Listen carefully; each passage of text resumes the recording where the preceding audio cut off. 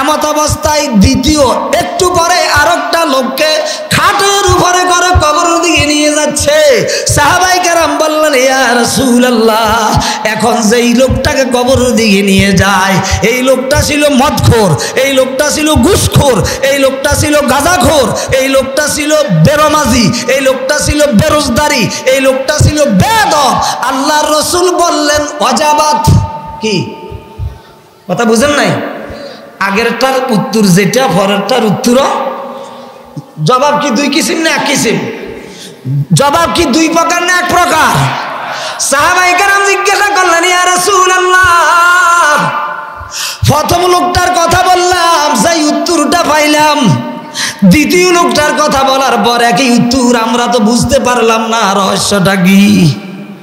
আল্লাহর হাবিব বললেন, হে আমার সাহাবীরা রে, একটা মানুষ 40-50-60 বছর দুনিয়াতে জীবন যাপন করে, এই লোকটার আচরণ, এই লোকটার আখলাক, এই লোকটার আমল আখলাক, এই লোকটার নীতি, এই লোকটার চরিত্র, এগুলার উপরে মানুষ কতটুকু খুশি হয়, বেজার হয়, আল্লাহ সেদিকেও তাকায়।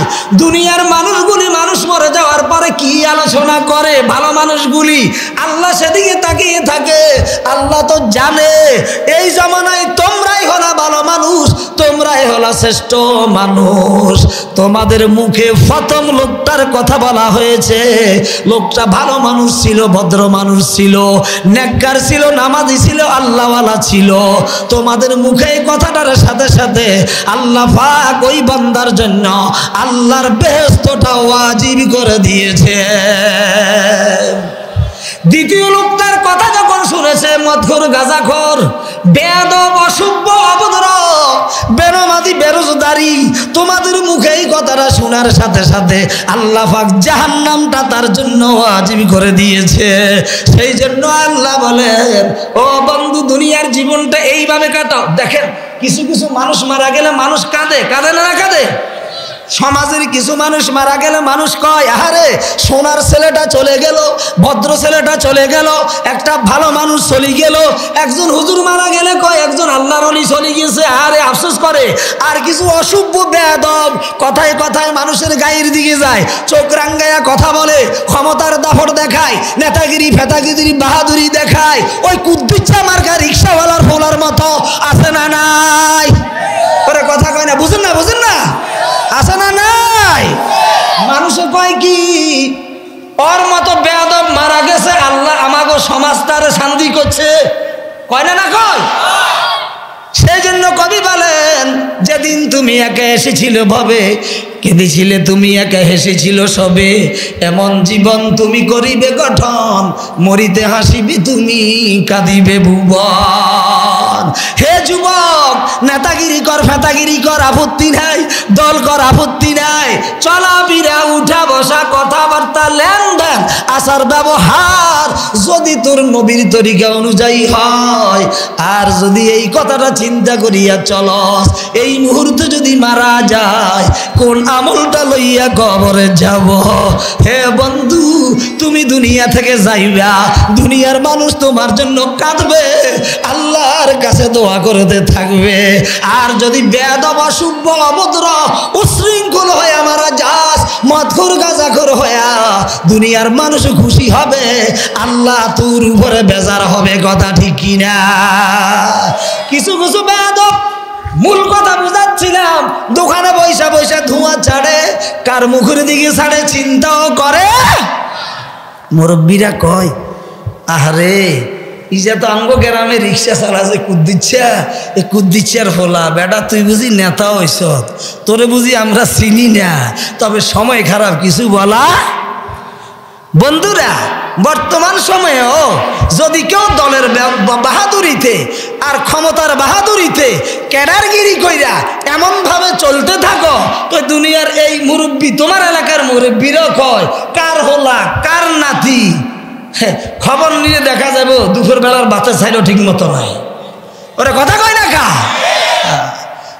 তারাও বলবে, বেটা তোরে বুঝি চিনি না, তবে বর্তমান সময় খারাপ, কিছু বলা যায়। বাহার রঙ্গে কে খাই দাম আমি আমি ফোস মানন্দিদা কদত রামি সেনা সাহ।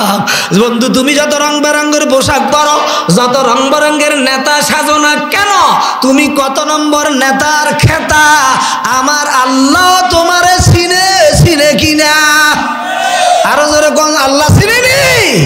ও বন্ধু যদি মনে করস সকল মুহূর্তটা জীবনের শেষ মুহূর্ত, তাহলে বন্ধু অন্ধকার কবর যাওয়ার আগে যেই মুহূর্তের শেষ মুহূর্ত মনে কইরা ওরে অন্যায় অপরাধ থেকে ফিরিয়ে আস, নেক আমল তুমি কামাই করো, ওই নেক আমল লইয়া কবরে যাইবা। আর বন্ধু সকালে বলতেছিলাম এইভাবে 10টার সময় বাইর হইয়া দোকানে বসে বসেছে, দুয়া ছাড়ে নেতাগিরি পেতাগিরি করে, রাত্রে 12টা 1টা বাড়িতে যায়, টিভির চাবি বলে টাস আর জুয়ার সিগারেটের প্যাকেট, বিবিরে বলে ঠিক মতো রাখবি, নাফরমান যদি রাত্রে মারা যায় সকালবেলায় কবরে যাওয়ার সাথে সাথে বিড়ি তালাশ করবে, সিগারেট তালাশ করবে, করবে কি করবে না? আল্লাহর ফেরেশতারা ডাক দিয়ে বলবে নাফরমান রে, হাতটা দিল আল্লাহ, পাওটা দিল আল্লাহ, খাওয়াইলো আল্লাহ, ফাইললো আমার আল্লাহ, চোখটা দিল আমার আল্লাহ, সব কিছু আল্লাহ তোর পিছনে ব্যয় করলো। আল্লাহ নাই, রসুল নাই, পরকাল নাই, নাফরমান এখানে বুঝি আসছো সিগারেটের প্যাকেট তালাশ করতা? নাফরমান এটা তো কবর, এটা তো দুনিয়ায় না, এটা হলো আলামে বারজাখ। এখানে তোর সিগারেটের ব্যবস্থা হবে না, এখানে তোর টাসের ব্যবস্থা হবে না। যা নাফরমান যে আমল করেছ ওই আমল লইয়া কবরে এসেছ, তোমার আমলের বিনিময় তোমার কবরটা জাহান্নামের আগুনের গর্ত হয়ে গেছে। নাউজুবিল্লাহ বলেন না।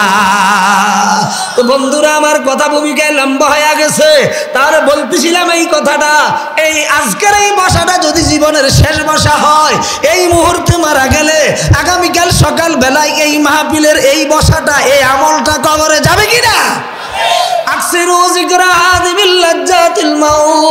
যদি আমি নবীর কথা অনুযায়ী বেশি বেশি মৃত্যুটারে স্মরণ করি, যখনই অন্যায় কাজ করতে যাব, যখনই পাপের কাজ করতে যাব, মওতের কথাটা স্মরণে আসার সাথে সাথে পাপের কাজটা হাত থেকে বন্ধ হয়ে যাবে, নেক আমলটা আমার কাছে আসবে, নেক আমল লইয়া কবরে যাওয়ার ব্যবস্থা হবে, হবে কিনা?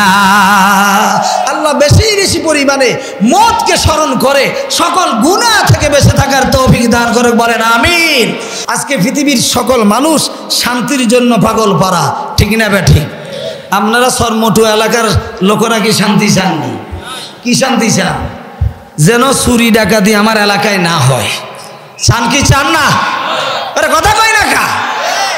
সন্ত্রাসী না হয়, বোমাবাজি না হয়, আমার মেয়েটা যেন নিরাপদে স্কুল কলেজে যায় নিরাপদে আসতে পারে, এলাকায় বাজার করতে যায় যেন সদাই পাতি দ্রব্যমূল্য যেন একটু সস্তা হয়, সকল দিকেই শান্তিতে থাকার আশা করি, করি কি করি না? এই শান্তির জন্য কত আন্দোলন। এই যে চেয়ারম্যান এখন নির্বাচন চলছে, এই চেয়ারম্যান আমার ভোট দিলে আমি দেশে শান্তির আলো ফুটাবো, জনগণের মুখে হাসি ফুটাবো। আল্লাহর কসম, আল্লাহর কসম, একটা চেয়ারম্যান যতদিন পর্যন্ত কোরআনওয়ালা চেয়ারম্যান না হবে, একজন এমপি যতদিন পর্যন্ত কোরআনওয়ালা এমপি না হবে, একজন রাষ্ট্রপতি যতদিন পর্যন্ত কোরআনওয়ালা রাষ্ট্রপতি না হবে, ততদিন পর্যন্ত ওই দেশে, ওই রাষ্ট্রে, ওই জেলায়, ওই থানায়, ওই ইউনিয়নে, ওই এলাকায় কখনো শান্তি দেখবে না, আসবে না, আসবে না। কথা ঠিক কিনা বলে? কেমনে? যারা আজকে ভোটের আগে ফুলের মতো পবিত্র হয়ে আসা চরিত্র আছে না? না আছে? গম সোর, টাকা সোর, ফজর সোর, ভোটের আগে আসলে অমুকের চরিত্র ফুলের মতো পবিত্র, নামাজ নাই একক তো, ওরে কথা কয় না? যার একক তো নামাজও নাই, যার চরিত্র আবার পবিত্র হইল কেমনে? তার চরিত্র পবিত্র বানাবার জন্য তো আল্লাহ মেডিসিন দিছে নামাজ, আরে কথা কয় না কা? ইন্নাস সালাতা তানহা আনিল ফাহশাই ওয়াল মুনকার। আল্লাহ বলেন নিশ্চয় একটা লোক যদি নামাজি হয়ে যায়, এই নামাজ মেডিসিনটায় তাকে সকল অন্যায় কাজ থেকে ফিরাইয়া বাঁচাইয়া চরিত্রবান একজন মানুষ বানাইয়া দেয়, ভালো মানুষ বানাইয়া দেয়, ঠিক না ব্যাঠিক? সারা বছর করে অন্যায়, ভোটের আগে আইসা কো অমুকের চরিত্রে ফুলের মতো পবিত্র। এখন সবাই ক্ষমতায় যায় আর আসে, দেশ এবং জাতির মুখে শান্তি হাসির আলো ফুটাবে, দেশ এবং জাতিকে শান্তি দিবে। কিন্তু এত চেষ্টার পরও দেশে শান্তি নাই, আসেনি? ওরে কথা কন না কা, রিলিফ খাই না মানুষ কমে গেছে মনে হয়, কথা কয় না। গরিবের মুখে হাসি ফুটছে, কেমনে ফুটবো? সহজে বুঝাই, আমাগো এলাকার বা আপনাদের এলাকার, আচ্ছা যে কোনো এলাকার একটা মহিলা বিধবা নারী, ওই বিধবা নারীর একটা মাত্র মেয়ে, গার্ডিয়ান হারা, মুরব্বী হারা, বিয়ে তো দিতে হবে, তো চলে গেছে প্রধানমন্ত্রীর কাছে। প্রধানমন্ত্রী, আমার মেয়েটার বিয়ে দিতে হবে, আমার ব্যবস্থা নাই, রাষ্ট্রীয় তহবিল থেকে আমার মেয়ের বিয়ের খরচের জন্য একটা ব্যবস্থা করেন। প্রধানমন্ত্রী বলল ঠিক আছে, তোর জন্য 2000 টাকা বাজেট করা হয়েছে। কয় হাজার? আরে কথা বলেন না, কয় হাজার? কয় হাজার বলতাম নি, সবাই তো বলেন নাই। 2000 টাকা বাজেট করলো। এখন গ্রামে যায়া লোকজন থেকে ছাদা টাদা তুইলা মেয়ের বিয়ের কাজ সমাধান করো। মহিলাটা মেয়েটারে বিবাহ দিল। কিছুদিন পর এলাকার চকিদার সাহেব 125 টাকা নিয়া ওই বিধবা নারীর হাতে দিল। মহিলাটা রাগান্বিত হইয়া বলল, কি ব্যাপার? প্রধানমন্ত্রী বাজেট করেছে 2000 টাকা, তুমি কেন আমার কাছে 100 টাকা নিয়ে আসলা? ঠিক আছে, এখন যাব। চলে গেছে প্রধানমন্ত্রীর কাছে। প্রধানমন্ত্রী, আপনি আমার জন্য বাজেট করেছেন 2000 টাকা, আমার গ্রামের এলাকার চকিদার সাহেব আমাকে নিয়ে দিল 100 টাকা, ব্যাপার কি? বুঝলাম না তো কিছু। প্রধানমন্ত্রী বলে, শুনো, 2000 টাকা বাজেট ঠিক মতোই হয়েছে, তোমার এলাকার এমপিরে দিলাম 2000, সেখান থেকে 1000 এমপি খাইছে, 1000 তোমার ইউনিয়নের চেয়ারম্যানেরে দিছে। চেয়ারম্যান সাহেব 1000 থেকে 500 টাকা নিজে খাইছে, 500 টাকা চকিদার সাহেব মেম্বার সাহেবকে দিছে। মেম্বার সাহেব 500 টাকা থেকে 250 টাকা নিজে খাইছে, 250 টাকা চকিদারকে দিছে। চকিদার সাহেব 250 টাকা থেকে 100 টাকা নিজে রাখছে, আর 100 টাকা তোমার কাছে পৌঁছেছে। এইভাবেই যদি আমার দেশের রাজনীতি আর দেশ চালানি হয়, কিয়ামত পর্যন্ত চেষ্টা করলো কখনো গরিব মানুষের ভাগ্যের পরিবর্তন হবে না, দেশ এবং জাতি শান্তি চোখে দেখবে না। কথা ঠিক কিনা বলেন? ও মুসলমান, এই দেশ এবং জাতিকে সেই অশান্তির অন্ধকার থেকে বাঁচাবার জন্য আল্লাহ পাক দয়া করে কোরআনটা দিয়েছে। আজকে আমাদের দেশে শান্তির আশায় আমরা আন্দোলন করি, সংগ্রাম করি, এক দল আর এক দলে রক্তপাত করি, করি কি করি না? আজকে আমেরিকার দিকে তাকান, রাশিয়ার দিকে তাকান, চীন জাপানের দিকে তাকান, ভারতের দিকে তাকান, শুধু ক্ষমতায় যাবে আর দেশ আর জাতিরে শান্তি দিবে, রদবদল, ক্ষমতার রদবদল। আমার জিজ্ঞাসা, এই দেশটাকে আমরা স্বাধীন করেছি শুধু শান্তির জন্য। স্বাধীন করার পর আমরা পেয়েছিলাম স্বাধীন বাংলাদেশ। স্বাধীন বাংলাদেশ হওয়ার পর আমরা পাইলাম সোনার বাংলাদেশ। সোনার বাংলাদেশ শেষ হয়ে গেল, পাইলাম সবুজ বাংলাদেশ। সবুজ বাংলাদেশও শেষ হয়ে গেল, কয়েক দলের ক্ষমতার রদবদল হলো। বর্তমানে আসছে ডিজিটাল বাংলাদেশ। আরে কথা কয় না কা? এই ডিজিটাল বাংলাদেশের সময় কি কম হয়েছে নি? কথা কন, আরে কথা কয় না? এই ডিজিটাল বাংলাদেশ বর্তমান সরকার ক্ষমতায় থাইকা বাঙালি জাতিকে উপহার দিয়েছে যে এদেশের মানুষের ভাগ্যের পরিবর্তন ঘটাবে, দেশে শান্তির আলো জ্বালাবে, মানুষ নিরাপদে বসবাস করবে। ঠিক না? কথা বলবেন ঠিক না বে ঠিক? আচ্ছা বলেন, সরকার বাহাদুর চেষ্টার মধ্যে তো কমতি নাই? কমতি আছে নাকি? দেখেন না, আর্মি, বিডিআর, সেনাবাহিনী, র্যাব বাহিনী চিতা কোবরা দিয়া, তারপরে অপরাধীদেরকে ফিডাইয়া জেলখানায় দিয়া, হ্যাঁ রিমান্ড দিয়া, ফিরিয়া মারিয়া বহু প্রকারের চেষ্টা করতেছে। বলেন তো আমাদের দেশের কি চুরি ডাকাতি বন্ধ হয়ে গেছে? ওরে কথা কয় না কা? সন্ত্রাসী বন্ধ হয়ে গেছে? বোমাবাজি বন্ধ হয়ে গেছে। পিড়াইয়া কখনো অসভ্যতা দূর করা যায়? আরে বন্ধু, আরে কেমনে কইতাম, মনে করেন আপনাদের এই অঞ্চলের একজন শিল্পপতি লোক, শিল্পপতির বাড়িতে মেয়ের বিবাহ। এখন একজন শিল্পপতির মেয়ের বিবাহের তারিখে অমাবস্যার অন্ধকার পড়ে গেল। এখন শিল্পপতির কথা হলো এই অন্ধকার থাকতে পারবে না আমার বাড়িতে। সে 1-2 হাজার লোক ঠিক কইরা সবার হাতে একটা একটা লাঠি দিল আর বলল, এই অন্ধকারের পাইকারি দরে পিড়াইতে থাকো যেন অন্ধকার আমার বাড়ির আশপাশে না থাকতে পারে। সারা রাত যদি লোকেরা লাঠি দিয়া অন্ধকারের পিড়ায়, বলেন তো কিঞ্চিত পরিমাণ অন্ধকার দূর হবে? তাহলে বোঝা গেল লাঠি দিয়ে পিড়াইয়া অন্ধকার দূর করা যায়। যদি একটা আলো জ্বালানো হয়, একটা বাতি জ্বালানো হয়, তাহলে আর কিঞ্চিত পরিমাণ অন্ধকারও থাকবে। বাবারা, ভাইয়েরা,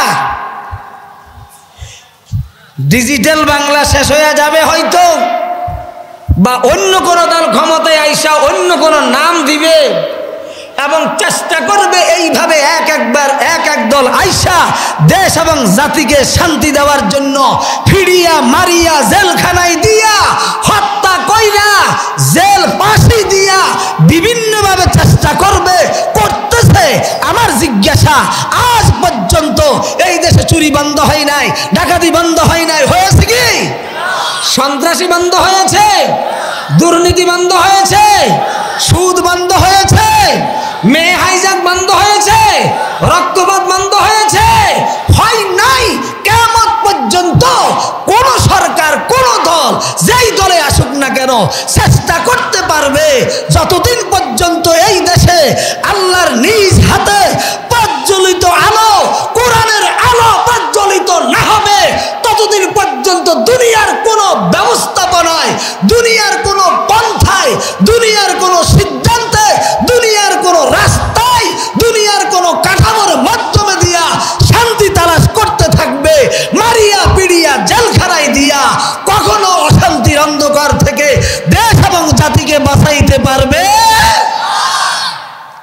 মুসলমান ভাইয়েরা আমার,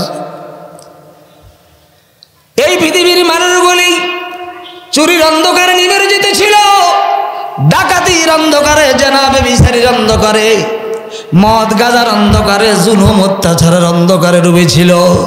আল্লাহ পাক আল্লাহর হাবিব রহমতুল আলম সাল্লাল্লাহু আলাইহি ওয়াসাল্লামকে, এই জগৎবাসীকে সকল প্রকার অশান্তির অন্ধকার থেকে বাঁচাবার জন্য আল্লাহর নবী রহমতুল আলম সাল্লাল্লাহু আলাইহি ওয়াসাল্লামকে জগৎবাসীর জন্য চেরাগ হিসাবে, আলো হিসাবে, পথ প্রদর্শক হিসাবে খুল্লম খোলা প্রকাশ্য দলিল আল কোরআন নিয়া দুনিয়াতে প্রেরণ করেছেন। সুবহানাল্লাহ বলেন না?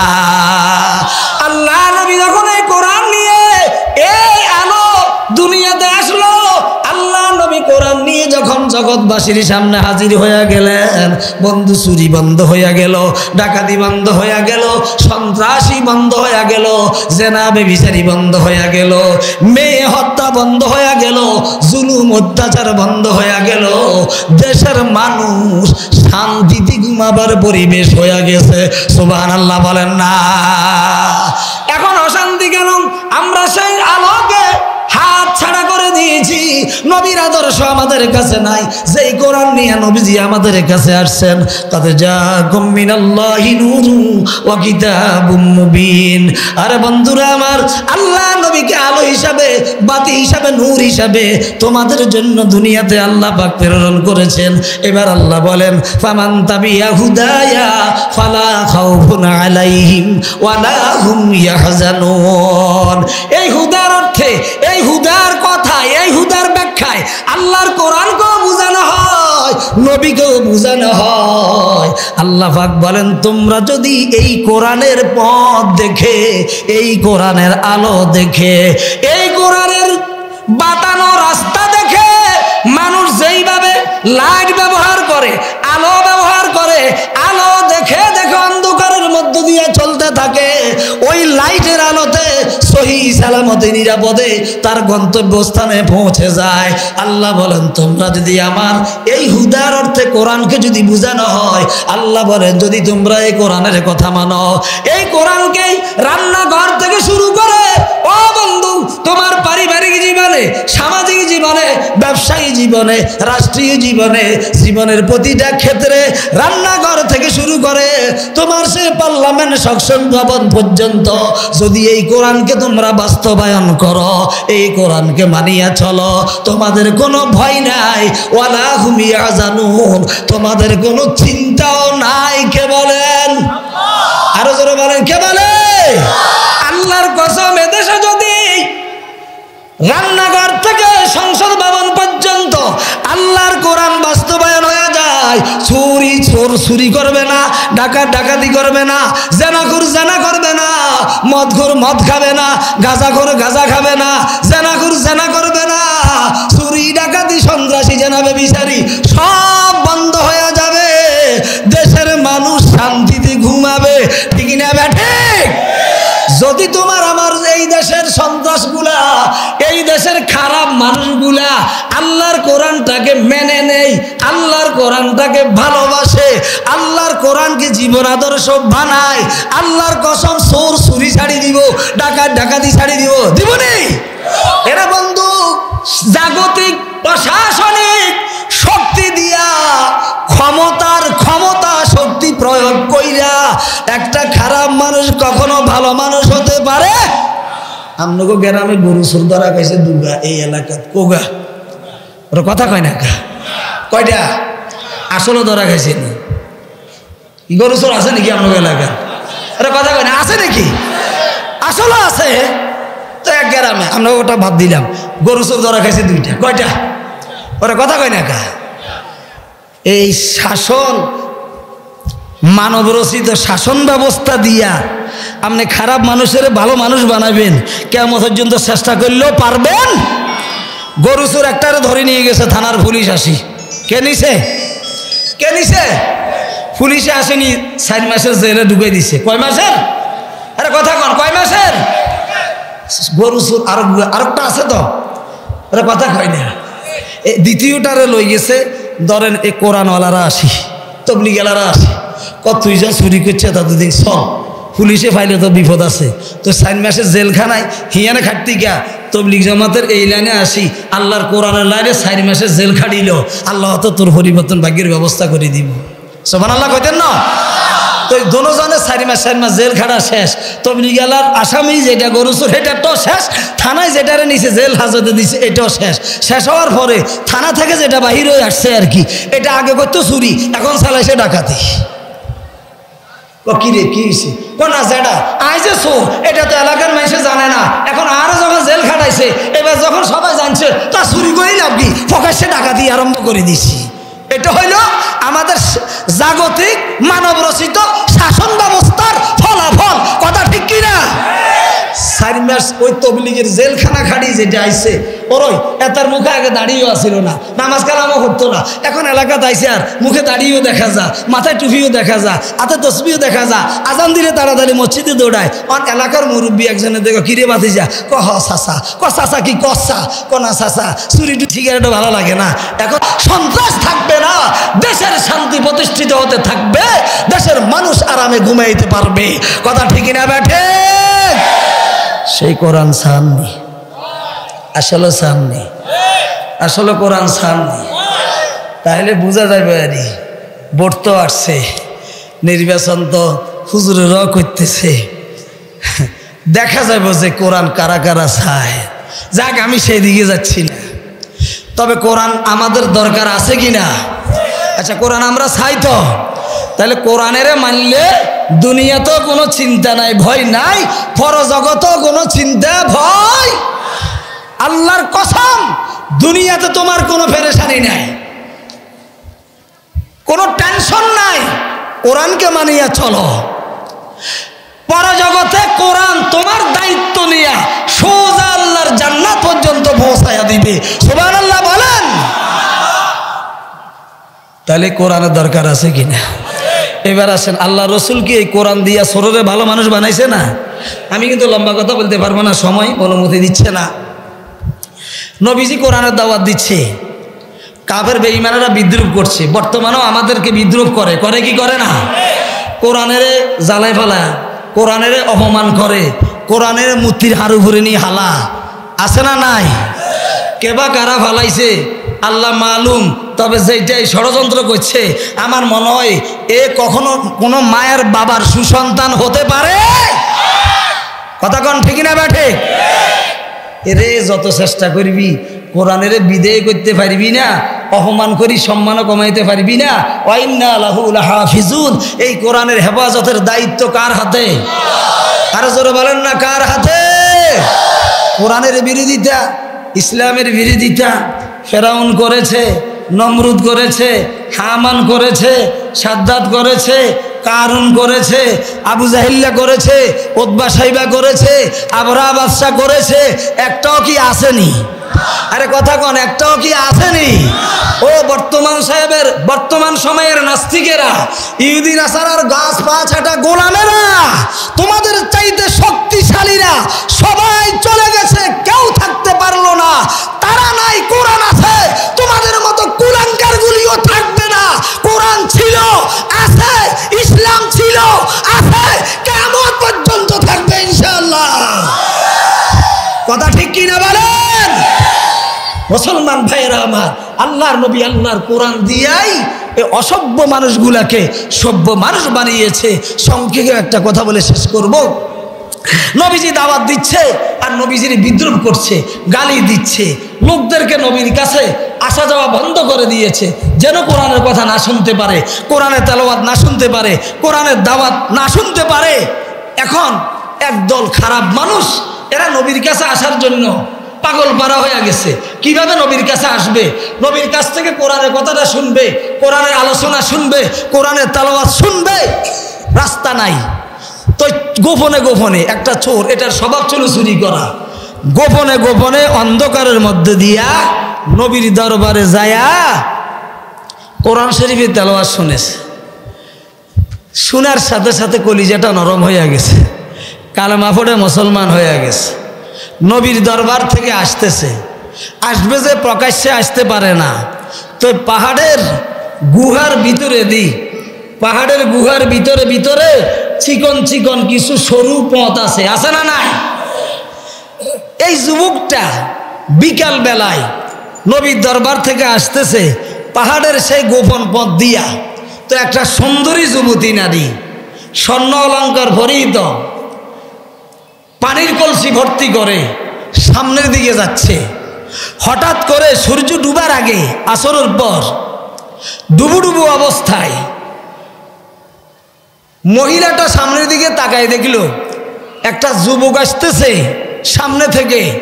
মহিলাটা ভাবতেছে পাহাড়ের এই গোপন সরু পথ দিয়া এই সন্ধ্যাবেলায় ভালো মানুষগুলি তো আসা যাওয়া করে না, চোর ডাকাত ছাড়া, নিশ্চয় এ একটা চোর হবে, একটা ডাকাত হবে, একটা অসৎ চরিত্রবান ছেলে হবে, একজন হাইজ্যাকার হবে, আমার চরিত্রের উপরে ব্যাঘাত ঘটাবে, আমার স্বর্ণ অলঙ্কার কেড়ে নিয়ে যাবে, হয়তো আমার জানের নিরাপত্তা নাও হতে পারে।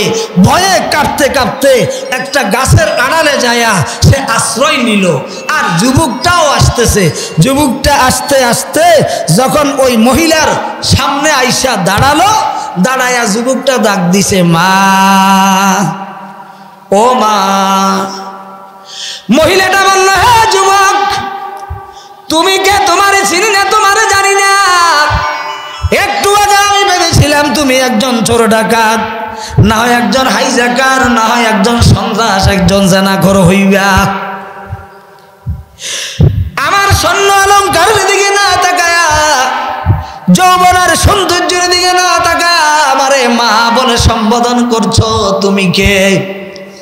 যুবকটি বলল, হে মহিলা, চোর ব্যবস্থাও সত্য, ডাকাত ব্যবস্থাও সত্য, সন্ত্রাস ব্যবস্থাও সত্য, হাইজ্যাকার ব্যবস্থাও সত্য। তবে একটু আগে আখিরি জামানার পয়গম্বর মুহাম্মদুর রাসূলুল্লাহ সাল্লাল্লাহু আলাইহি ওয়াসাল্লামের হাতে কোরআন শরীফের তেলাওয়াত শুইনা কালেমা পড়ে মুসলমান হয়ে এসেছি। ও মহিলা, আল্লাহর নবীর হাতে হাত ধরে কালেমা পড়ে যাই লোকটা মুসলমান হয়ে যায়, ওই মুসলমানের চরিত্র আর চুরির চরিত্র থাকে না, ওই মুসলমানের চরিত্র আর ডাকাতির চরিত্র থাকে না, ওই মুসলমানের চরিত্র আর জেনার চরিত্র থাকে না, ওই মুসলমানের চরিত্র আর অসভ্য চরিত্র থাকে না। আল্লাহর নবী কালেমা পড়াইয়া একটা সোনার মানুষ হিসেবে দেশ এবং জাতিকে উপহার দেয়। সুবহানাল্লাহ বলেন না? মুসলমান ভাইয়েরা আমার, আল্লাহর নবী এইভাবে কোরআনের দাওয়াত দিয়া দিয়া চোর গুলাকে ভালো মানুষ বানাইছে, ডাকাত গুলাকে সোনার মানুষ বানাইছে। ও বন্ধু, হাইজাকার জেনাকার গুলিকে সোনার মানুষ বানাইছে। আল্লাহর কসম খায়া বলি, যতদিন পর্যন্ত দেশে প্রতিটা ঘরে ঘরে প্রতিটা মানুষের দিলে আল্লাহর কোরআনের ভালোবাসা জায়গা না পাবে, কোরআনের অনুকরণ অনুসরণ অন্তরে জায়গা না পাবে, ততদিন পর্যন্ত এদেশের সন্ত্রাস বন্ধ হবে না, চুরি ডাকাতি বন্ধ হবে না, বোমাবাজি বন্ধ হবে না। কথা ঠিক কিনা? তাহলে আমার জিজ্ঞাসা, রান্নাঘর থেকে শুরু কইরা রাষ্ট্রীয় ভবন, সংসদ ভবন পর্যন্ত আল্লাহর কোরআন চান কিনা? কারা কারা চান? যদি আল্লাহর কোরআনের ভালোবাসা প্রমাণ করতে হয়, প্রয়োজনে জীবন দিতে হবে, রক্ত দিতে হবে, বাড়িঘর ছাড়তে হবে, ছেলে মেয়ে ছাড়তে হবে, নিজের জন্মভূমি ছাড়তে হবে, প্রয়োজনে জীবন দিবেন। কারা কারা হাত তুলে দেখান। আরে তাকবীর, নারে তাকবীর। হাতগুলি তুলে রাখেন। আল্লাহ, আমরা চাচ্ছি হাত তুলে আমরা সকলেই কোরআনকে ভালোবাসি। আল্লাহ আমাদের সকলকে কোরআন অনুযায়ী সত্যকার সভ্য মানুষ, সত্যিকার সভ্য মানুষ হিসাবে, কোরআনওয়ালা মানুষ হিসাবে কোরআন মোতাবেক জীবন গঠন করে আল্লাহ কোরআনের বন্ধু হয়ে কবরে যাওয়ার তৌফিক দান করে। বলেন আমিন। হাত নামান। আলোচনার শেষ প্রান্তে নিয়ে আসলাম, কথাগুলি কাইটা দিলাম। দুনিয়াতে আজকে আমার নেতা আমার আপন, দল আমার আপন, আল্লাহর কোরআন ভালো লাগে না, আল্লাহর রসুল ভালো লাগে না রে ভাই। মা বাবা আমার আপন, ভাই বোন আত্মীয় স্বজন আমার আপন। বিপদে পড়লে ভাই এগিয়ে আসে, বিপদে পড়লে মা বাবা এগিয়ে আসে, বন্ধু বান্ধব এগিয়ে আসে, দলের নেতা এগিয়ে আসে। আসে কি আসে না? ও বন্ধু, যেদিন আসল বিপদ কায়েম হবে, আল্লাহ রাব্বুল আলামিন বিচার আদালত কায়েম করবেন। আজকে তো সূর্যটা 9,30,00,000 মাইল মাথার উপরে। কত কত? 9,30,00,000 মাইল। ও বন্ধু, হাসরের মাঠে সূর্যটা মাথার উপরে আসবে। 1 বিগত কিংবা 1 হাত কিংবা 1.25 হাত মাথার উপরে থাকবে। সূর্যের আসল মুখটা নিচের দিকে থাকবে। সূর্যের তাপে গুনাহগারদের মাথার গিলুগুলি ফাইটা যাবে, মগজগুলি উতরেন না ভাতের মতো টকবক টকবক করতে থাকবে। চতুর্দিকে আওয়াজ হবে, বাঁচাও বাঁচাও বাঁচাও। ছেলে পালাইবে মাকে দেখলে, মা বাবা পালাইয়া যাবে ছেলে মেয়েকে দেখলে। একজন আরেকজনের পরিচয় দিবে না।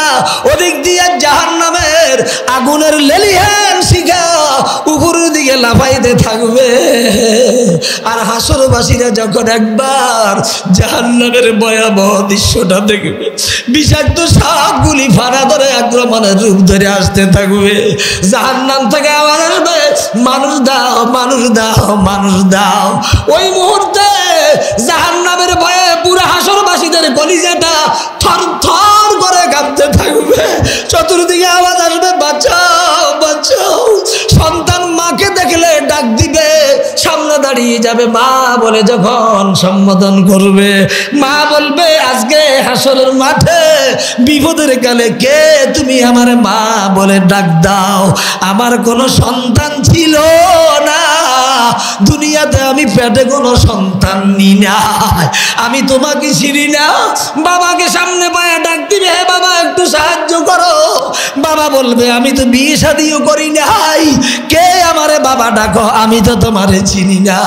ভাইকে ডাক দিয়া বলবে ভাই একটু সাহায্য কর, ভাই বলবে তুমি কে, আমি তো চিনি না। স্ত্রীর কাছে যাবে, স্ত্রী বলবে আমার তো দুনিয়াতে বিয়ে শাদিও হয় নাই, তুমি কে, আমি তোমার চিনি না। দুনিয়াতে যারা তোমার আপন এখন সব হয়ে গেছে পর, কথা ঠিক কিনা? যেখানে মা বাবা চিনে না, ভাই বোন চিনে না, স্ত্রী পুত্র চিনে না, সেখানে নেতা নেত্রীর খবর আসেনি? আরো জোরে কর না কারা?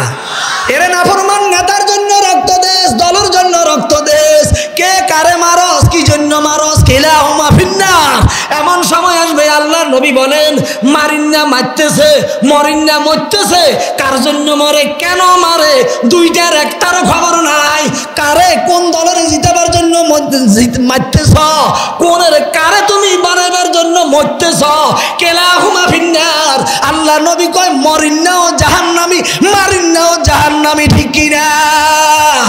এরা সাবধান, কাউকে গালি দিতে সাবধান। তোর মনে চায় এক চেয়ারম্যানের দল কর, আরেকজনের মনে চায় আরেকজনের চেয়ারম্যানের দল করিব, করুক। তোর মনে চায় এই দল কর, আরেকজনের মনে চায় আরেক দল কর। তবে খবরদার এত পাগল হয়ে যাইস না যেই কারণে জাহান্নামী হইতে হবে, কথা ঠিক কিনা?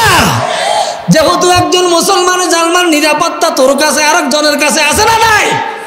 ও মুসলমান ভাই, অন্যদিকে কথা চলে যাবে, একটু খেয়াল করেন ভাই। যেখানে মা বাবা ভুলে যাবে, নেতা নেত্রীর খবরও থাকবে, ওই মুহূর্তে সবাই তোমার পর হয়ে যাবে রে বন্ধু। আল্লাহ পাকের আদালত কায়েম হবে।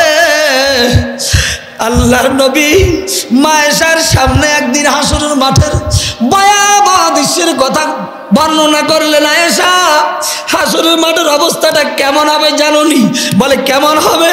সমস্ত হাসরবাসীরা উলঙ্গ হয়ে পাগলের ন্যায় ছুটাছুটি করতে থাকুক। আম্মা জান আয়েশা সিদ্দিকা রাদিয়াল্লাহু তাআলা না বললেন ইয়া রাসূলুল্লাহ, মা বাবার সামনে সন্তান কেমন করে ল্যাংটা হবে, সন্তানের সামনে মা বাবা কেমন করে ল্যাংটা হয়ে উঠবে? আল্লাহর নবী বললেন আয়েশা রে, হাসরের মাঠটা কেমন হবে? জাহান্নামের আগুনের লেলিয়ান শিখা যখন দেখবে, জাহান্নামের ভয়াবহ দৃশ্যগুলো যখন দেখবে, জাহান্নামের তর্জন গর্জন শুনিয়া হাসরবাসীরা এক নজর যখন জাহান্নামের দিকে তাকাইবে, এরা জিহ্বাটা বাইর হইয়া যাবে, চক্ষুটা উল্টিয়া যাবে, কে কোন অবস্থায় আছে সেই খবর, সেই হুঁশ কারো কাছে থাকবে না। ও বন্ধু, ওই মুহূর্ত অবস্থায় আল্লাহর আদালত যখন কায়েম হবে, ও সরমটু এলাকার আব্দুর রহমান, ও সরমটু এলাকার আব্দুল খালেক, আব্দুল জব্বার, এরে আব্দুর রহমানের হিসাবটা যখন শুরু করবে, অমনি মুহূর্তে আল্লাহর কোরআনটা ওই হিসাবের আদালতের সামনে যায়া এইভাবে ব্যারিকেড সৃষ্টি করবে, আল কুরআনু হুজ্জাতুল লাকা ওয়া আলাইকা। আল্লাহ নবী কয়, ও জগতের বান্দা বান্দীরা, আমার উম্মতের নরনারীরা, যদি আমার এই রেখে যাওয়া রক্ত মাখা কোরআন তোদের কাছে আমানত, এই কোরআনকে ভালোবাসো, এই কোরআনের জন্য আন্দোলন সংগ্রাম করো, এই কোরআনের জন্য রক্ত দাও, এই কোরআনের জন্য জীবন দাও, হাসরের মাঠে দুনিয়ার সকল আপনজনেরা তোমারে ভুলে যাবে, আমার রক্ত মাখা কোরআন তোমারে ভুলবে না। এই কোরআন আল্লাহর আদালতে তোমার পক্ষে সুপারিশ কইরা হয়তো তোমাকে জান্নাতে নেওয়ার জন্য দলিল হয়ে দাঁড়াবে, আর না হয় তোমার বিরুদ্ধে মামলা দায়ের করে জাহান্নামের আসামি বানায়া ছাড়বে। নবীর কথা সত্য না মিথ্যা? তাহলে কোরআন বন্ধু হয়ে জান্নাতে নিবে, কোরআনের বন্ধু হইতে আশা আছে কিনা? আল্লাহ তুমি কবুল করো, বলেন আমিন। হাত নামান। আল্লাহর আদালতের সামনে কোরআন যখন ব্যারিকেড সৃষ্টি করবে, আল্লাহ বলবে কোরআন রে, ও সরমটু এলাকার আব্দুর রহমান, আব্দুল করিমের হিসাব চলছে, এখানে কেন তুই ব্যারিকেড সৃষ্টি করলা? কোরআন বলবে আল্লাহ গো, তোমার বান্দা তো দুনিয়াতে আমার ভুলে নাই, সকাল বিকাল আমি কোরআনকে তেলাওয়াত করেছে, আমি কোরআনের জন্য আন্দোলন সংগ্রাম করেছে, আমি কোরআনের জন্য রক্ত দিয়েছে, আমি কোরআনের জন্য অর্থ সম্পদ দিয়েছে, আমি কোরআনের প্রতিষ্ঠানে 10, 20, 50 লক্ষ টাকা দিয়েছে, দান দিছে, চাল দিছে, টাকা পয়সা দিছে, আমি কোরআনের জন্য রক্ত দিছে, জীবন দিছে। তোমার বান্দা দুনিয়াতে আমি কোরআনকে ভুলে নাই, আজকে হাসরের মাঠে আমি কোরআনও আমার বন্ধুরে বলতে পারলাম না। যতক্ষণ পর্যন্ত আমার বন্ধুর জন্য জান্নাতের দুয়ার খোলা হবে না, ততক্ষণ পর্যন্ত আমি কোরআন ব্যারিকেড ছাড়ব না। সুবহানাল্লাহ কইেন না। আল্লাহ বলবে কোরআন রে তোমার বন্ধুর ভালো গুণগুলার কথা প্রকাশ করেছ, অন্যায় অপরাধ গুলি গোপন করে রেখে দিলা। যারে কোরআন তুই কোরআনের সম্মানার্থে আমি আল্লাহ পাক গোপনে গোপনে তোমার বন্ধুর সকল অন্যায়গুলি ক্ষমা করে দিলাম। কার খাতিরে? কার খাতিরে? কোরআনের সম্মানার্থে আল্লাহ কয় গোপনে গোপনে তুমি কোরআনের সম্মানার্থে তোমার বন্ধুর অপরাধগুলি ক্ষমা করে দিলাম, আর তুমি কোরআনের সুপারিশটা কবুল কইরা তোমার বন্ধুর জন্য আমার জান্নাতের দুয়ারটা খুলিয়া দিলাম। সুবহানাল্লাহ কন না। আমার জিজ্ঞাসা, ও সরমটু এলাকার কোরআন প্রেমিক, ইসলাম প্রেমিক, দ্বীন প্রেমিক, আল্লাহ প্রেমিক মুসলমান ভাইয়েরা, হাসরের মাঠে যদি অবস্থাটা এমন হয় আল্লাহর কোরআনের সুপারিশ লইয়া জান্নাতে যাওয়ার আশা আছে কার কার?